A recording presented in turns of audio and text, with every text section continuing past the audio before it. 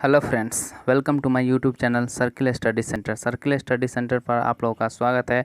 मैं आप लोगों के बीच फिर से हाजिर हूँ प्रीवियस ईयर एसआई का पेपर लेकर। जो 2018 का सेकंड शिफ्ट का पेपर है उसे लेकर मैं आप लोगों के बीच फिर से हाजिर हूँ।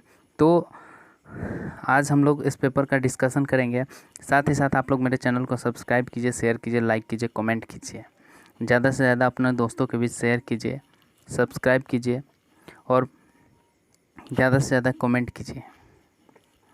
तो हम लोग स्टार्ट करते हैं क्वेश्चन नंबर फर्स्ट से कि हमारा क्वेश्चन नंबर पहला क्या है और उसके बारे में उसका डिस्कशन जो होगा मैं उसके बारे में आप लोगों को बताऊंगा। तो हमारा पहला क्वेश्चन क्या है कि बिहार में पहला कांग्रेस अधिवेशन कब हुआ था। बिहार का जो पहला कांग्रेस अधिवेशन हुआ था तो वो कब हुआ था, तो वो हुआ था गया में हुआ था और ये 1922 ईस्वी में हुआ था। 1922 ईस्वी में कांग्रेस का पहला अधिवेशन हुआ था गया डिस्ट्रिक्ट में, बिहार के गया जिले में हुआ था। इसकी अध्यक्षता चित्तरंजन दास ने किया था। CR दास यानी कि चित्तरंजन दास जी ने इनकी अध्यक्षता किए थे 1922 ईस्वी में। साथ ही साथ बिहार में चंपारण सत्याग्रह जो चला था, वो चला था 1917 ईस्वी में। 1917 ईस्वी में चंपारण सत्याग्रह चला था, जब महात्मा गांधी दक्षिण अफ्रीका से वापस लौटे थे। 9 जनवरी दक्षिण अफ्रीका से उन्होंने 9 जनवरी 1915 ईस्वी को 9 जनवरी 1915 ईस्वी को दक्षिण अफ्रीका से बाहर मतलब वापस लौटे थे। वापस लौटने के साथ ही साथ उन्होंने बिहार के एक नेता राजकुमार शुक्ला थे, उनसे मिले थे और किसानों के साथ मिलकर उन्होंने चंपारण सत्याग्रह आंदोलन की शुरुआत किए थे 1917 ईस्वी में। चंपारण सत्याग्रह आंदोलन की जो शुरुआत किए थे 1917 ईस्वी में किए थे और ये बिहार से ही किए थे। ठीक है, तो अगला क्वेश्चन देखते हैं। तो इसका आंसर हो गया गया। अगला क्वेश्चन है हमारा कि भारतीय औद्योगिक निवेश बैंक का मुख्यालय कहाँ है। तो भारतीय औद्योगिक निवेश बैंक का मुख्यालय जो है वो कहाँ है, तो ये जब स्थापित किया गया था, औद्योगिक निवेश बैंक जब स्थापित किया गया था तो इसका मुख्यालय उस समय जो मुख्यालय था वो कोलकाता में था। उस समय जो मुख्यालय था वो कोलकाता में था और ये 1971 ईस्वी में इसकी स्थापना की गई थी। इसकी स्थापना 1971 ईस्वी में की गई थी इंडियन इंडस्ट्रियल इन्वेस्टमेंट बैंक की, जो कि 1971 में इसकी स्थापना की गई थी। और साथ ही साथ ये 2012 में इसे बंद भी कर दिया गया था, जब इसका मुख्यालय बंद कर दिया गया, लेकिन इसका मुख्यालय जो था वो कोलकाता में था। अगला क्वेश्चन है हमारा कि 1857 से लेकर 1859 का जो प्रथम स्वतंत्रता संग्राम पुस्तक के लेखक कौन है। तो 1800 सैनिक विद्रोह जो हुआ था 1857 ईस्वी में, सैनिक विद्रोह जो हुआ था उसके बारे में जो पुस्तक लिखा गया है वो लिखे हैं कार्ल मार्क्स और एफ गल्स और कार्ल मार्क्स ने मिलकर 1857 की सैनिक विद्रोह क्रांति के बारे में एक पुस्तक लिखे हैं। ठीक है, और उस क्रांति को उन्होंने प्रथम स्वतंत्रता संग्राम भी कहा था। और ये भारत के स्वतंत्रता दिलाने में ये एकदम सबसे पहला क्रांति, भारत को स्वतंत्रता दिलाने के लिए ये सबसे पहला क्रांति था, जो कि मंगल पांडे के द्वारा शुरू किया गया था। जो कि मंगल पांडे के द्वारा इस सत्याग्रह मतलब इस सैनिक विद्रोह का आग्रह जो किया गया था, मतलब कि शुरुआत जो किया गया था वो मंगल पांडे के द्वारा किया गया था। अगला क्वेश्चन है हमारा कि पाइका नृत्य का संबंध किससे है। तो पाइका नृत्य का संबंध जो है वो उड़ीसा, बिहार और झारखंड, उड़ीसा हो गया। ठीक है, उड़ीसा के जनजाति हो गए, झारखंड के मुंडा जनजाति जो हो गया, मुंडा जनजाति, और ये बिहार जो कि ये तीनों स्टेट से इनका संबंध है, बिहार से भी इनका अच्छा संबंध है। तो इस नृत्य का जो संबंध है इसमें ऑप्शन सिर्फ बिहार है, तो बिहार हमारा आंसर हो जाएगा। लेकिन इनका संबंध जो है उड़ीसा और झारखंड में मुंडा जनजाति से है, और उड़ीसा में मयूरभंज जनजाति जो होते हैं उनसे इनका संबंध है। और बिहार में भी झारखंड साइड से जो जनजाति रहते हैं उनसे इनका नृत्य का अच्छा खासा संबंध है। इंडिया डिवाइडेड पुस्तक के लेखक कौन है। इंडिया डिवाइडेड पुस्तक के लेखक डॉक्टर राजेंद्र प्रसाद है। इंडिया डिवाइडेड पुस्तक के लेखक जो है वो है डॉक्टर राजेंद्र प्रसाद। राजेंद्र प्रसाद है। और इनका जो प्रकाशन हुआ था, इस पुस्तक का प्रकाशन हुआ था 1946 ईस्वी में। और स्वतंत्र भारत के प्रथम राष्ट्रपति जो बने थे, स्वतंत्र भारत के जो प्रथम राष्ट्रपति बने थे, फर्स्ट प्रेसिडेंट जो बने थे, ये बने थे हमारे डॉक्टर राजेंद्र प्रसाद। साथ ही साथ ये प्रारूप संविधान के जो प्रारूप समिति का जो अस्थायी रूप से जो अध्यक्ष बने थे, ये बने थे डॉक्टर राजेंद्र प्रसाद। और अस्थायी रूप से जो अध्यक्ष बने थे डॉक्टर सच्चिदानंद जी थे, जो कि अस्थायी रूप से डॉक्टर सच्चिदानंद सिन्हा जो थे, वो अस्थायी रूप से इनके प्रारूप समिति का अध्यक्ष बने थे। लेकिन अस्थायी रूप से कहा जाए तो डॉक्टर राजेंद्र प्रसाद जो थे वो अस्थायी रूप के अध्यक्ष चुने गए थे। तो इसका आंसर हो गया हमारा डॉक्टर राजेंद्र प्रसाद। मिशन इंद्रधनुष कहाँ से आरंभ किया गया था? तो सबसे पहले जानते हैं कि मिशन इंद्रधनुष क्या है। तो मिशन इंद्रधनुष का जो संबंध है वो टीकाकरण से। मिशन इंद्रधनुष का जो संबंध है वो किससे है? तो ये जो संबंध है उसका, ये टीकाकरण से इसका संबंध है। इसका संबंध किससे है? इसका संबंध जो है वो टीकाकरण से है। तो मिशन इंद्रधनुष का जो संबंध है वो टीकाकरण से इसका संबंध है। और साथ ही साथ इसका जो शुरुआत किया गया था, ये गुजरात के वाडनगर से शुरुआत किया गया था। गुजरात के वाडनगर से इसका शुरुआत किया गया था मिशन इंद्रधनुष का, जो इसका संबंध जो है टीकाकरण से संबंध है। अगला क्वेश्चन है कि विश्व जनसंख्या दिवस कब मनाया जाता है? तो विश्व जनसंख्या दिवस जो मनाया जाता है वो कब मनाया जाता है? तो विश्व जनसंख्या दिवस मनाया जाता है 11 जुलाई को। 11 जुलाई को विश्व जनसंख्या दिवस 11 जुलाई को मनाया गया था। लेकिन ये यूएनओ के द्वारा 1989 में इसकी शुरुआत की गई थी। उसी समय से इसे जनसंख्या दिवस के रूप में मनाया जाने लगा। अगला क्वेश्चन है, निम्नलिखित में से किसका उपयोग लेड पेंसिल बनाने में किया जाता है? तो लेड पेंसिल बनाने में ग्रेफाइट का यूज किया जाता है। ग्रेफाइट का यूज किया जाता है लेड पेंसिल बनाने में। और साथ ही साथ इसका इसका जो है विद्युत उपकरण के रूप में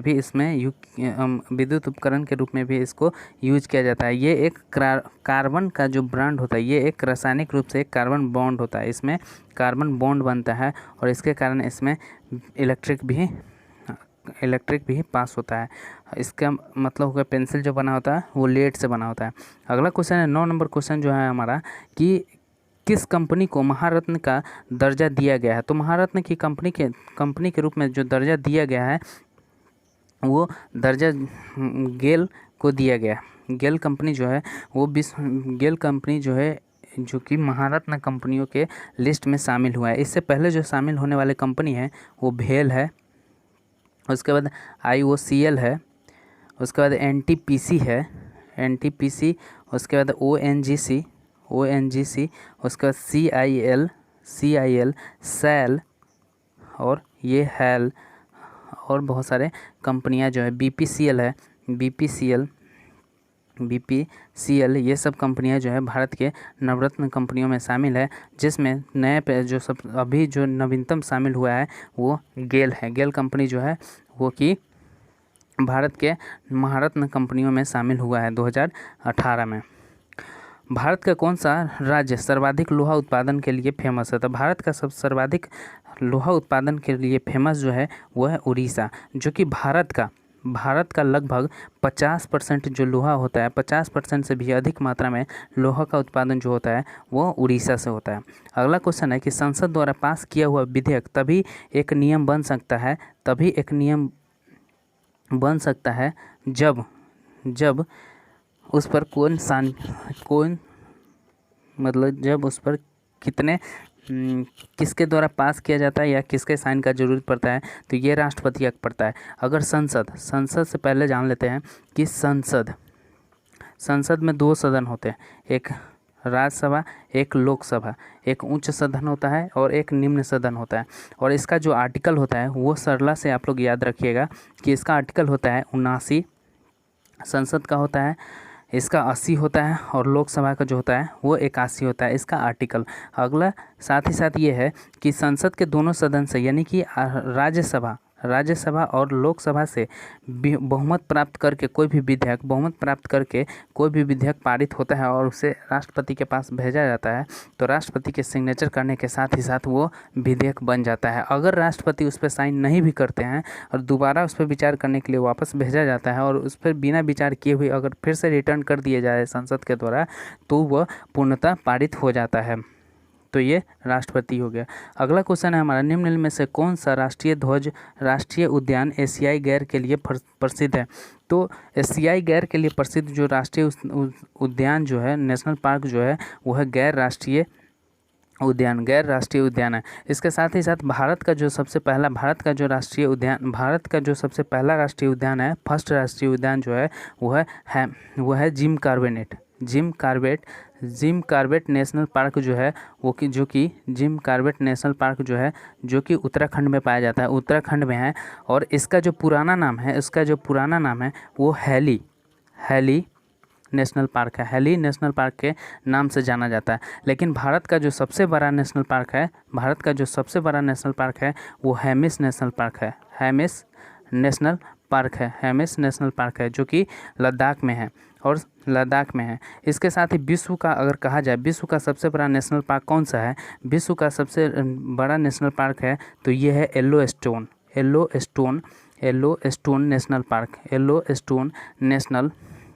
नेशनल पार्क जो कि अमेरिका में है और ये सबसे पुराना है और बहुत ही सबसे पुराना है। साथ ही साथ ये विश्व का पहला है। ये वर्ल्ड का जो कहा जाए, वर्ल्ड का जो है विश्व का ये पहला है, yellow stone national park USA में है। अगला क्वेश्चन है कि साइनोबैक्टीरिया एक परितंत्र में महत्वपूर्ण भूमिका अदा करते हैं क्योंकि वे एक दुर्लभ है। तो साइना जो होता है, साइना का मतलब हुआ कि ये एक ऐसा है जो कि एक पारितंत्रिक होता है जिसमें एक जैविक और एक अजैविक रूप से ये कार्य करता है। साइनोबैक्टीरिया जो है इसमें दो तरह के जीवधारी पाए जाते हैं।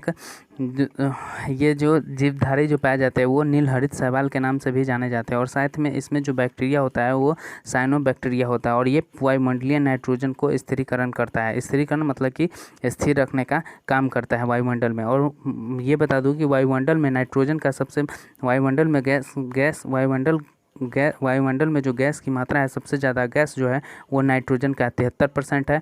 ऑक्सीजन का O2 का जो है वो 22% के आसपास में है, 22% अप्रोक्स है। और कार्बन जो है वो 0.03% जो है वो हमारा कार्बन है वायुमंडल में। और अगला क्वेश्चन है, निम्नलिखित में से किसे सुमेलित किया गया है? तो सिंधु घाटी का जो है संबंध किससे है? सिंधु घाटी का पश्चिमी पंजाब का, दक्षिणी बलूचिस्तान का और साथ साथ राखी गढ़ी का। तो हरियाणा से राखी गढ़ी का संबंध बनता है। और सिंध से जो है वो सरायखोला का संबंध बनता है। तो इसका जो ऑप्शन होगा, यानी कि हरियाणा का अगर देख लेते हैं हम तो हमारा राखी गढ़ी हो गया और सिंध का जो होता है वो सरायखोला होता है। पश्चिमी पंजाब का कोटद्वीप हो गया और दक्षिणी बलूचिस्तान का बालाकोटा हो गया। तो यानी कि ऑप्शन नंबर हमारा देखते हैं 4 का ए। तो ये हमारा हो गया 1 का जो है वो फर्स्ट नंबर ऑप्शन होगा, 1 का जो है यानी बी, ऑप्शन नंबर सी इसका सही आंसर है। जून 2017 में इटली में हुए विश्व सुंदरी काया सौराष्ट्र यानी बॉडी बिल्डिंग चैंपियनशिप में कौन से ऐसे भारतीय महिला थी जो प्रथम पुरस्कार जीती थी, वो भी बॉडी बिल्डिंग में। तो ये थी भूमिका शर्मा जो कि 2017 में जीती थी। अगला क्वेश्चन है, सामाजिक वानिकी किससे संबंधित है? तो सामाजिक वानिकी क्या होता है? तो इसमें सामाजिक वानिक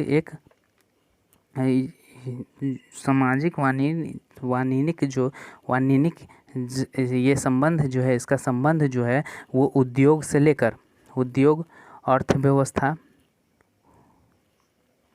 अर्थव्यवस्था और साथ ही साथ आर्थिक लाभ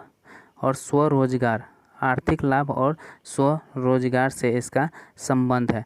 तो कहा जा रहा है कि इसका संबंध किस किस से है। तो इसका संबंध जो है खाली ज़मीन पर ईंधन नारे के लिए तथा पर्यावरण हित के लिए पात्र यानी पौधे को लगाना। ठीक है, तो इसका संबंध हमारा बी हो गया। अगला नंबर क्वेश्चन है कि महावीर संविधान के अंतर्गत निम्नलिखित में से कौन एक भारतीय मूल का अधिकार नहीं है। तो भारतीय मूल का अधिकार इसमें कौन कौन सा नहीं है। तो ऑप्शन नंबर हमारा फर्स्ट जो है वो मूल अधिकार है, कानून के समक्ष हमारा समानता है, ये है। उसके बाद बोला जा रहा है कि अनजान शिक्षण संस्थान बनाने पर प्रतिबंध है, अनजान शिक्षण संस्थान बनाने पर प्रतिबंध है। धर्म का स्वतंत्रता, भारत में कोई भी जनता किसी भी धर्म को स्वतंत्र रूप में मान सकता है। साथ ही साथ भाषण देने की स्वतंत्रता भी है। यहाँ भी कोई भी इंसान अपना धरना प्रदर्शन या किसी भी पॉलिटिशियन के विपक्ष या पक्ष में भाषण देने की से पूर्ण स्वतंत्रता है, सिवाय कि वो हथियार लेकर न बैठे। तो ऑप्शन नंबर हमारा हो गया ये बी, हमारा ऑप्शन आंसर हो गया। बाकी ये सब मूल अधिकार में शामिल है, लेकिन इसमें पूछा जाए नहीं शामिल है तो नहीं शामिल हमारा हो गया बी नंबर ऑप्शन।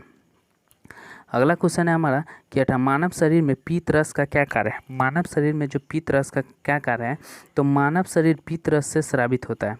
यकृत से यानी कि लीवर से ही पीत रस पीत रस निकलता है, लीवर से पीत रस स्रावित होता है। और यह एक एंजाइम का भी काम करता है, जिससे पित्ताशय के अंदर जाकर ये प्रोटीन एंजाइम का काम करता है। और इसका जो पीएच वैल्यू जो होता है ये क्षारीय होता है, और इसका पीएच वैल्यू जो होता है ये 7.7 होता है। तो इसका ऑप्शन कौन सा हो गया, तो इसका ऑप्शन हो गया वसा। पीत रस जो होता है ज़्यादातर ये वसा के पाचन के लिए वायसीकरण और वसा में विलय होने वाले विटामिन का अवशेष है। तो ये हमारा ऑप्शन नंबर डी हो गया। निम्नलिखित में से बेमेल चुनना है, मतलब कि कौन सा जो है वो मेल नहीं कर रहा है। तो कहा जा रहा है कि गोरीचंद शिखर जो है अरुणाचल प्रदेश में है, ये सही है। नीलगिरी पहाड़ियाँ ये तमिलनाडु में है, नीलगिरी की जो पहाड़ियाँ है वो तमिलनाडु में है, तमिलनाडु। नंदा देवी उत्तराखंड में है। खरदुंग ला दर्रा जम्मू कश्मीर में है, ला दर्रा। तो ऑप्शन नंबर हमारा बी जो है ये सही है, बाकी सब ये। एक पारित तंत्र में अब घटक कौन कौन से होते थे। एक पारित तंत्र जो होता है उसमें दो अपघटक होते हैं, एक जैविक होता है और एक जैविक घटक होता है, और एक जो होता है वो अजैविक घटक होता है। एक जैविक होता है और एक अजैविक घटक होता है। इसमें पूछा जा रहा है कि अपघटक कौन है। अपघटक जो है वो कवक और जीवाणु जो है वो अपघटक है। मेगाट्रॉपिक उपग्रह संयुक्त अभियान क्या है। मेगाट्रॉपिक अभियान जो है वो संयुक्त अभियान क्या है। तो किस मेगाट्रॉपिक अभियान उपग्रह अभियान जो है वो किसके बीच चला गया था। तो ये भारत और फ्रांस के बीच में, भारत और फ्रांस के बीच में, इस भारत और फ्रांस के मदद से ही मेगाट्रॉपिक्स उपग्रह का संयुक्त अभियान चलाया गया था, जो कि भारत का संगठन इसरो है। और फ्रांस का जो है सीनेस, सीनेस के बीच एक सहयोगी हुआ था, जिसके द्वारा मेगाट्रॉपिक्स भारतीयों का उपयोग किया था। इससे यह संबंध है कि जल चक्रण का, इस ट्रॉपिक्स उपग्रह से जल चक्रण का यानी कि जल का जो चक्रण का अध्ययन करने के लिए इसका यूज किया गया था, और ये 2011 में इसे लॉन्च किया गया था। तो हमारा आंसर हो गया भारत और फ्रांस के बीच में। नेशनल रिमोट सेटिंग एजेंसी कहाँ स्थित है। नेशनल रिमोट सेटिंग एजेंसी जो है वो कहाँ स्थित है। तो ये हैदराबाद में स्थित है, नेशनल रिमोट एजेंसी, और ये हैदराबाद में स्थित है।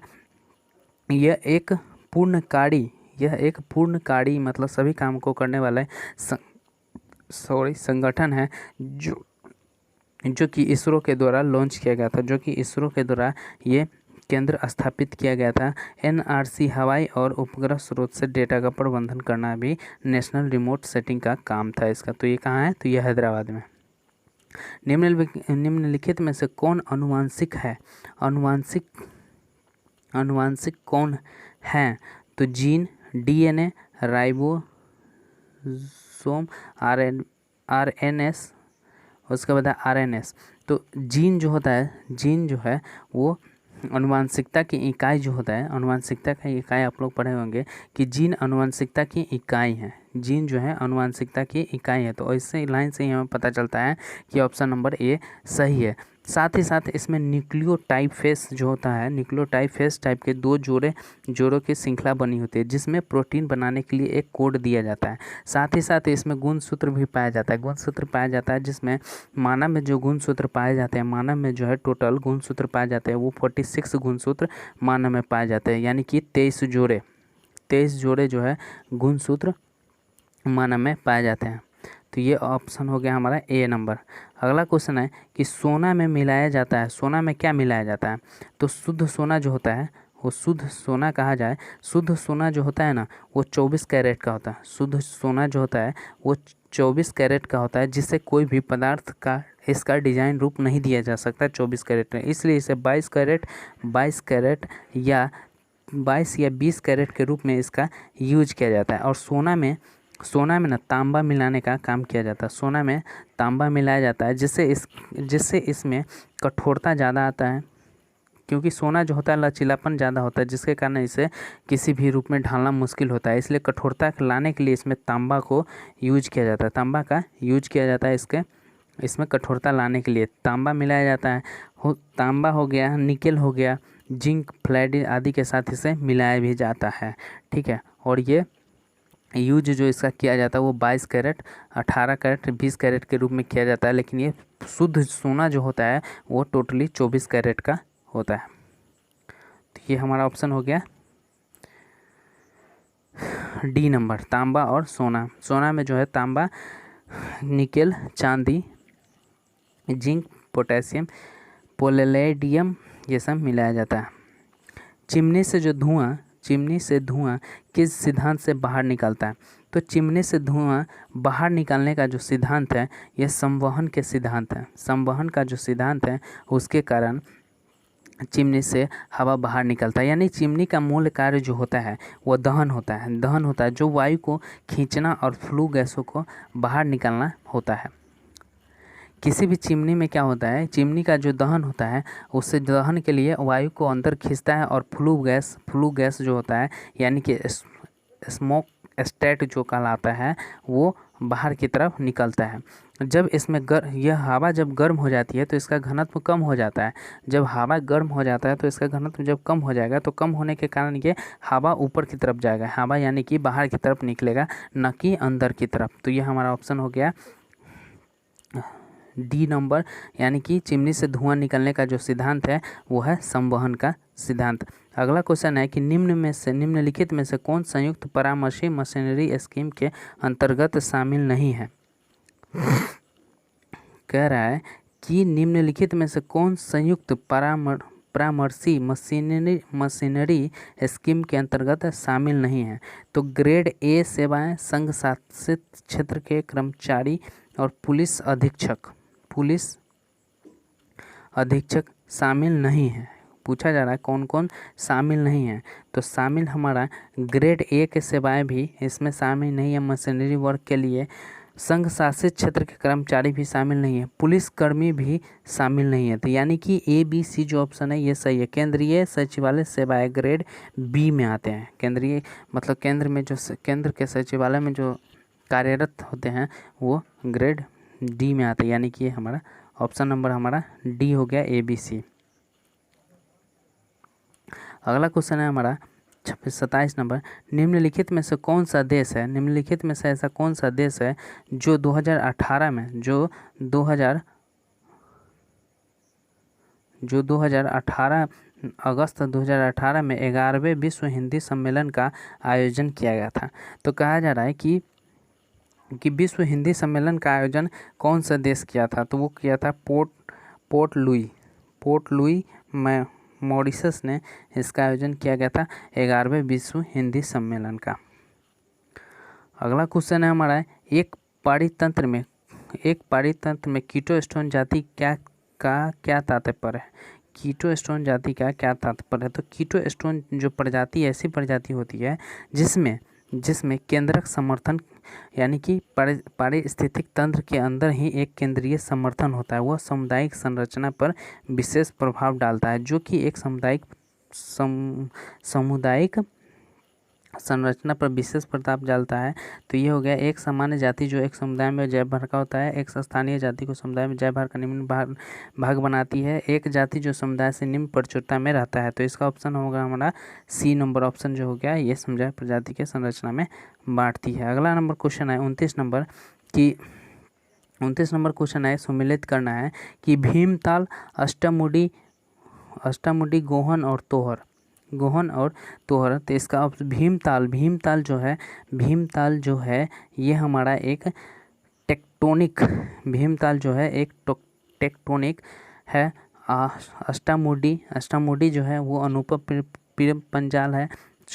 गोहन जो है ये हमारा भूस्खलन है, और ये हमारा लोहर जो है एक ज्वालामुखी पहाड़ीय भूख है। तो हमारा बी नंबर ऑप्शन जो है वो सही है। जिला प्रशासन का आशय क्या है? जिला प्रशासन का आशय क्या है?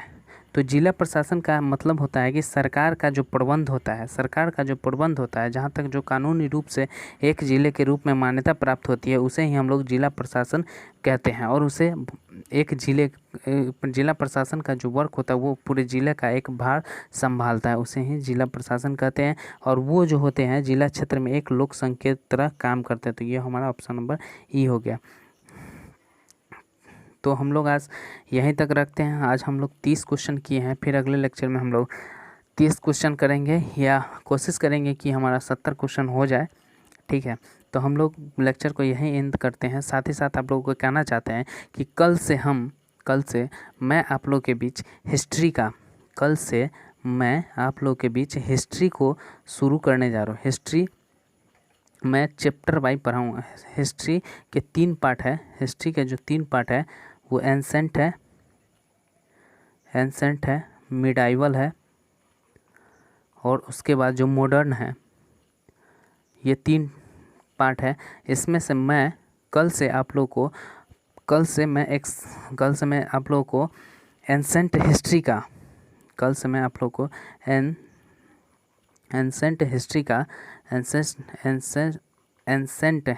का जो है वो फर्स्ट टॉपिक्स, यानी कि भारत का जो पुरातात्विक विभाग यानी कि भारतीय सभ्यता से शुरुआत करूँगा। और उससे मैं आप लोग को 10 question 10 question per day 10 question जो है एक सीरीज चलेगी, जिसमें 10 क्वेश्चन होंगे और उसे पर डे डिस्कशन करेंगे आप लोग के साथ। साथ ही साथ इसकी डीपली जो होगी वो एक्सप्लेनेशन भी होगी। यानी कि एक्सप्लेन भी मैं इसे डीपली करूँगा, पूरी एक्सप्लेन मैं डीपली करूँगा। साथ ही साथ आप लोग को कहना चाहता हूँ कि आप लोग मेरे चैनल को सब्सक्राइब कीजिए, शेयर कीजिए, लाइक कीजिए, ज़्यादा से ज़्यादा शेयर कीजिए अपने दोस्तों में।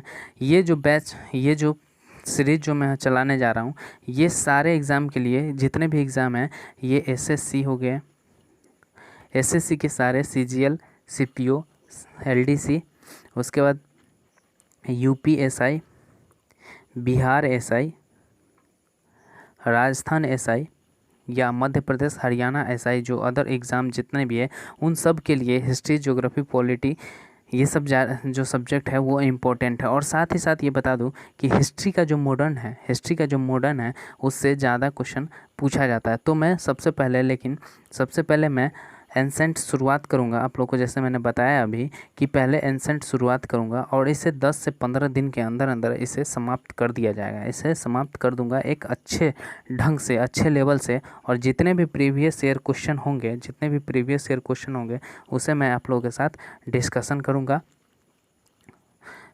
करूँगा टोटली। और हर प्रत्येक दिन आप लोगों के बीच 10 क्वेश्चन का एक सीरीज आएगी पर डे, उसका मैं आप लोगों के साथ अच्छे से डिस्कशन करूँगा। तो ठीक है दोस्तों, आज हम लोग यहीं पे अपने वीडियो को द एंड करते हैं और आप लोगों से कहना चाहते हैं कि आप लोग मेरे चैनल्स को सब्सक्राइब कीजिए, बेल आइकन को ज़रूर दबाइए, साथ ही साथ इसको अपने दोस्तों में शेयर कीजिए, लाइक कीजिए, कमेंट कीजिए। अगर मेरे वीडियो में कोई दिक्कत आ रही है तो आप लोग कमेंट करके ज़रूर बताएँ, ज़रूर एकदम मतलब बड़े भाई या छोटे भाई जो भी मान के हैं वो करके आप लोग कमेंट करके ज़रूर